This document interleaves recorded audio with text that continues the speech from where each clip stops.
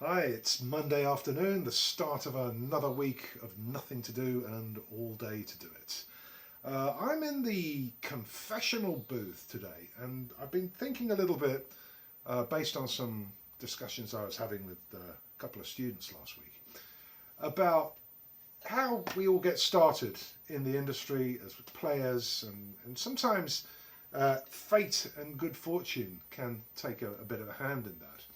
If you're if your parents are like rock stars or multimillionaires or big time show business agents, that can give you a bit of a head start in the industry. Although the downside of that is it can bring with it additional pressures that might otherwise not be there.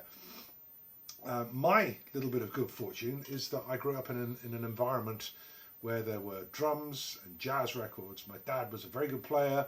and so the whole drum thing was completely in my DNA from day one, which meant that I had probably a little bit more than my fair share of natural talent. And the upshot of that was by the time I was at the end of my teens, I had, without really having that much idea of what I was doing, I'd actually got to a level where I could do certain things extremely well, which mostly involved high energy big band jazz playing and playing fairly epic feature length drum solos. Um,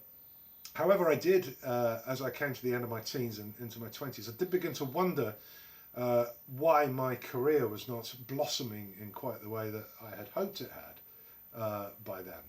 And of course, the reason was those skills that I left to my own devices had worked away out, put a lot of time into, and developed were absolutely no use whatsoever uh, as far as the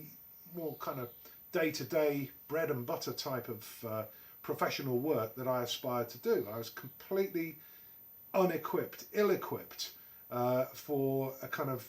general freelance music career, and it took me a while to sort that out and remedy the shortcomings. So sometimes it's not necessarily what you're born with; it's what you have to realise the outcomes, where you're going, what you're aiming for.